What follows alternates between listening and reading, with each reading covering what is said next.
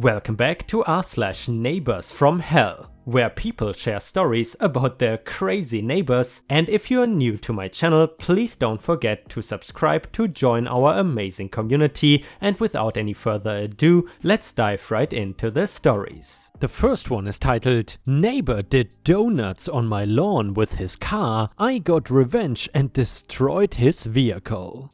I live in a pretty secluded neighborhood. I tend to think of myself as someone who keeps to themselves, and I like the quietness. Which is really why I decided to move into a quieter and more secluded neighborhood after I graduated college.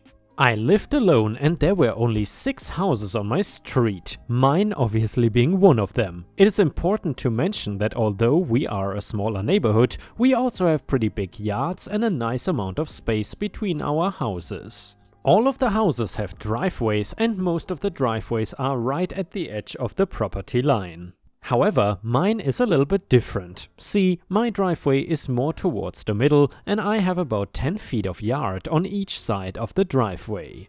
On one side of the driveway I have some shrubs, a nice little garden. This is important, my job requires me to work varying shifts. Some nights I get off pretty late and others I have to go in pretty early. The house across the street from me went up for sale as the neighbors moved out and quickly a couple of people my age moved in. Based by the cars that sat in their driveway, they were some car enthusiasts. Well, one night I was coming home from work and I saw that there were tire marks on my grass. I thought that it was just some young kids driving through the neighborhood as we lived on a pretty curvy street. It was extremely late and I was tired, so I ignored it and went to sleep for the night. The next morning I had to go to work. However, I noticed that the tracks were still there. Not only that, but one of my shrubs seemed to be run over. And there were more harsh tire marks across my yard, leading to the new neighbor's house. Of course, I was absolutely pissed. Some kids messing around were something completely different, but the fact that this guy ran over my lawn and some of my plants really pissed me off. Seemingly, this guy used my property as a racetrack or something to practice his donut stunt driver skills. And since I had tire tracks leading to the house, I practically had direct proof that it was one of them. I knocked on the door to the house and one of the guys answers. I asked him very politely to stop driving on my grass because he ruined my plants and I was a little upset about it. The guy immediately scowls and gets an aggressive attitude with me. He responded with, "Why the F do you care? It's not like it's your land." I explained to him, again very politely, that it is in fact my land and that my yard extends 10 feet on either side of my driveway and I did not want my yard or plants destroyed. He was calmer this time, but he responded, "Just chill out, man. It's not a big deal." And he slammed the door shut in my face. I was not even rude to him, so I have no idea why he was being such a douchebag to me. He was the one who was damaging my property. Anyways, the rest of the day is quiet. After I get back from work, I was so excited to sleep in because I had the next 2 days off and did not have to worry about work or getting up early, working late, etc. Except that I did not get to sleep in because I woke up early in the morning to hearing this guy spinning his tires on the other side of my driveway now. I was absolutely pissed, and even if I was a nice person, I was absolutely not going to put up with this. So I produced an evil plan for revenge that I would carry out over my next 2 days off. After he left, I drove off to the nearest home improvement store and bought some quick-setting concrete mix and several rebar poles. I am never usually like this, but I was actually excited to drive home and install my revenge plan. I felt like a kid who just hit a piñata and got a bunch of candy. I get home and I start digging holes between what is left of my shrubs and where the guys seem to drive by / on the most. I then fill the holes with concrete and stick the rebar poles in them. It was the perfect plan because the shrubs actually camouflaged the poles so that they were invisible. My neighbor usually came home around 6 to 7 p.m, so I just sat back the rest of the day and waited for him to come home. When it was past 6, I turned off my TV so that I could hear him pull up. Sure enough, I heard an engine rev up and I heard him do the same thing he had been doing before. Except this time I heard a crashing noise and an exceptionally large high-pitched scream. The scream was so loud and high-pitched I almost felt bad for a second because I thought I got the wrong guy. But seconds later he was there pounding at my door and yelling. I opened the door with a smile and asked him how I could help him. He screamed at me that I ruined his car and that I would have to pay for it, and how his car cost more than my entire house. I doubt that, as it was a Toyota Corolla, but okay, sir. I explained to him that he ruined his own car, that I was just trying to plan out a new garden with the poles because he had run over my previous shrub bush. He said that he was going to sue me. I was not worried because technically they could not prove that I put anything there to wreck his car. I smiled at him and told him, "Chill out, dude, it's not that big of a deal." I could tell in that moment he knew he messed up. Oh, and I never got sued. And yeah, Ripe Stars, I gotta say, that is absolutely genius revenge on a douchebag neighbor. Really, I'm curious, what is up with people that are just so rude to their neighbors? What do they think they get out of this in the long run? Anyway, if you still enjoy these stories, I would really appreciate if you could like the video and subscribe to the channel if you haven't already. Thank you so much in advance, your support means the world to me and is very important for my channel. The next one is titled The Parking Ticket Revenge. My aunt has a neighbor who I would best describe as an entitled a-hole. He believes that he owns all of the street parking in front of his house, and he owns a corner property, so that is a lot of spots. I've heard reports from friends and family who have parked near the corner that this man has come out of his house to tell them that he will key their cars if they don't move because those are supposedly his spots. The best part about this is that he is a cop, so he knows just as well as us that those are empty threats because we are 100% legally parked. Otherwise, he could just as easily write up a parking ticket, and if he were to actually key someone's car, his insurance would probably be paying for a new paint job. He just thinks he is intimidating because he hides behind a badge. The first time I drove to my aunt's after getting my own car, I parked in front of the a-hole cop's house, so it was no surprise to me when I came back to my car later in the day and found some traffic cones propped up against the back of my car, all with the local police department label on them. And here is where I enact my petty revenge. I got into my car, my mother getting into the passenger's side. As I started my car, I calmly told her, "I'm putting my car into reverse and running those cones over." My mother started screaming and protesting the entire time as I backed my SUV up and rolled the cones with my tires a few times until I was satisfied that they were flattened enough before finally leaving. The next one is titled P Revenge. Hope this counts here, it is my favorite gas station cashier revenge story to tell. I'd been working for this gas station for 3 years and eventually got pretty comfortable at this point. I was not thinking twice about matching someone's rude attitude or making people wait if I noticed they cut someone else in line.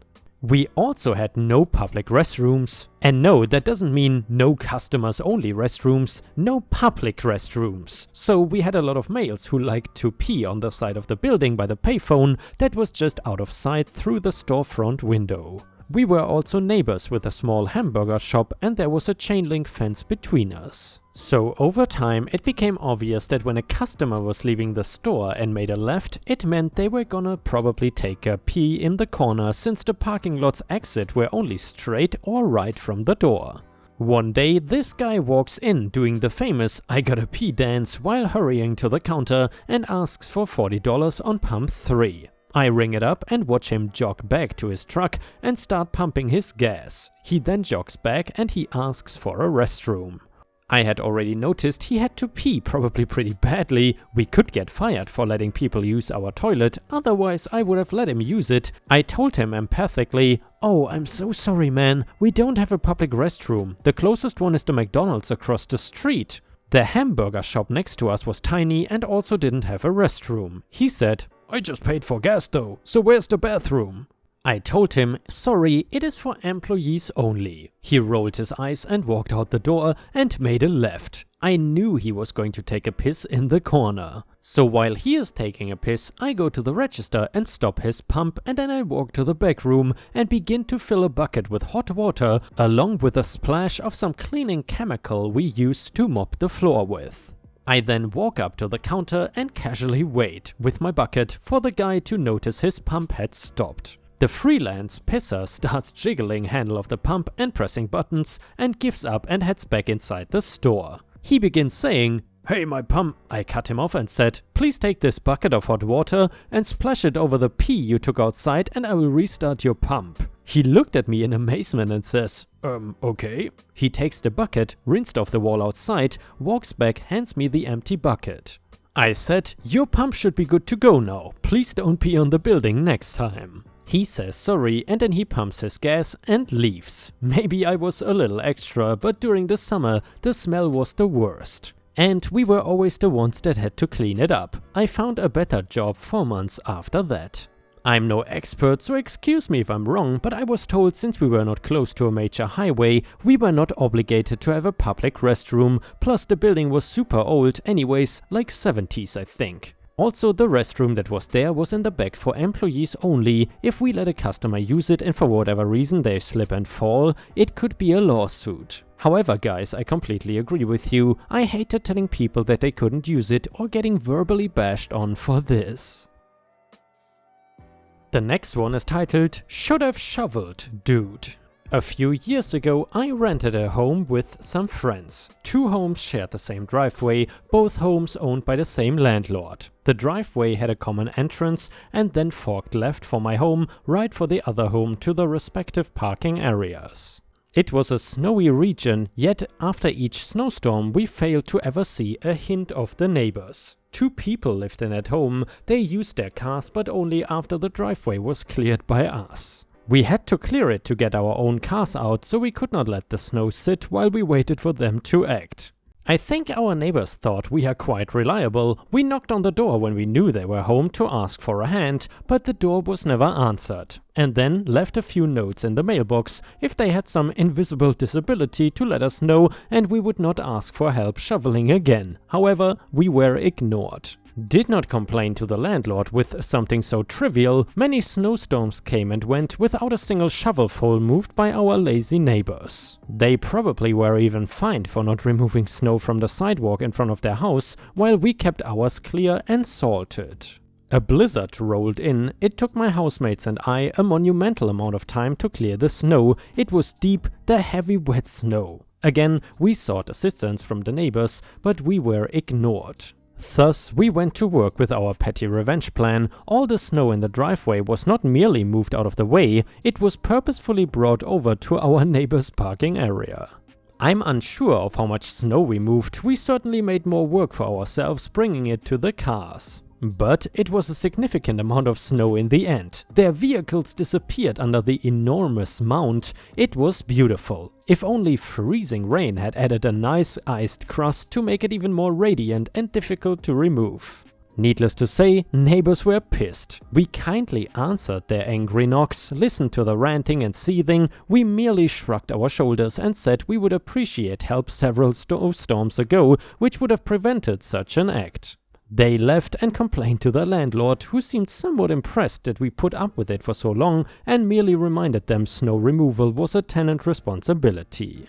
Each snowstorm after that, when our shovels began to scrape the pavement, the neighbors silently, grudgingly came out to help. We did not make them do it alone, but having more bodies to move snow made it a much faster, easier job for all. We earned a small petty victory for the rest of the long, snowy winter. The next one is titled, "Revenge on Awful Neighbors." Ever since I moved in a year ago, my neighbors have been nothing but annoying and rude to me. Background, they used to live in my house and now live in the house directly next door. Our street is a row of semi-detached townhouses. We share a wall, the front yard and a front porch with a small divider. They sit on their front porch the majority of the year, like morning to night, they are always out there. They have done a bunch of really annoying stuff, some outright rude and some I should have called by law on. And I've had to install a camera because of theft, which I cannot say is them or not, but I strongly suspect them because of the items taken. Other neighbors don't like them either, I have found out as I've started to meet people. The icing on the cake, as it were, was about 2 weeks ago. I did some major spring cleaning on the weekend and it was now Monday. Garbage day is Tuesday at the crack of dawn, except we've also had a skunk/coyote problem and all 3 bags don't fit into my garbage canister. One has to stay out, so I put the bags on my front porch late afternoon, right by the steps so they are ready and I can bring them out the next morning at 6:45 a.m.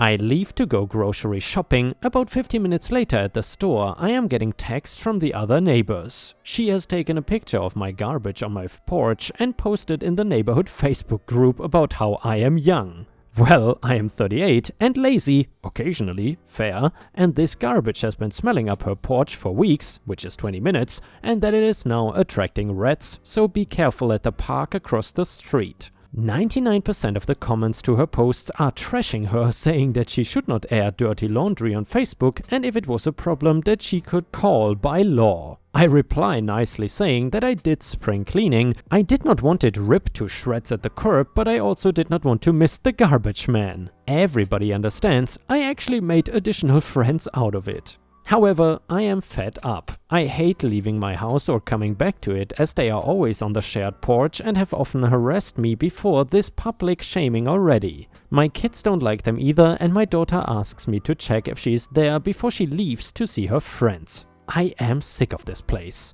I call my landlord and he says as they are 2 separate properties that he just happens to manage, he cannot do anything.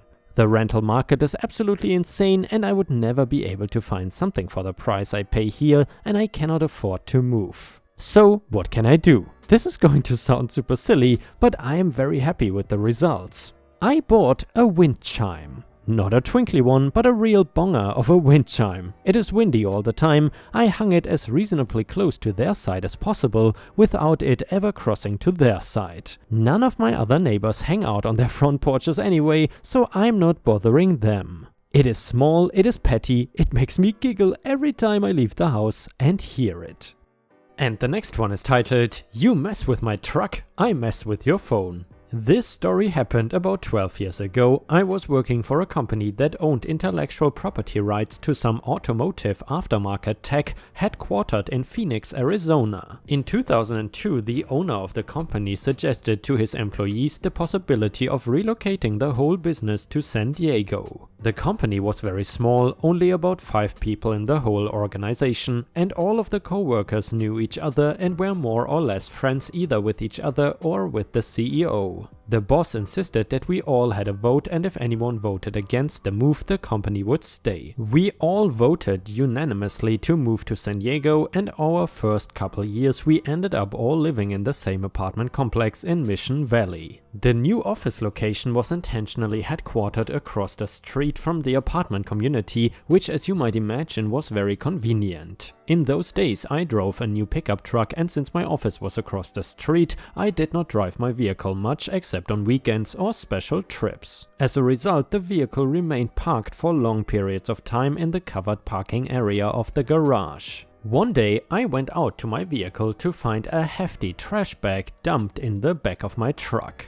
Naturally, I found it a bit creepy and off-putting. When I hopped onto the bed of the truck to haul it out, I found to my utter disgust that it was dripping wet with juices from rancid meat of some kind, I think probably chicken. At this point I angrily decided that I was going to figure out who did this, even if I have to manually sort through every item of trash in this stinking kitchen bag. I donned some latex gloves and went to work, fishing item by item, piecemeal from the rotting trash bag. Eventually I struck pay dirt. I found a utility bill envelope that had been crumbled up. I opened it up and discovered that the culprit was one of my co-workers who fancied himself a bit of a prankster. Said offender, I will call him Cam, lived in the same apartment phase as I did, just a few doors down. First, a little context. Back in those days I was fascinated with lockpicking. I owned, among other things, a lockpick gun, which admittedly requires very little skill to operate. Aside from that, it is convenient because they are quicker than using a rake or individual picks. I also owned some basic phone testing equipment, including a rebar telco lineman test set,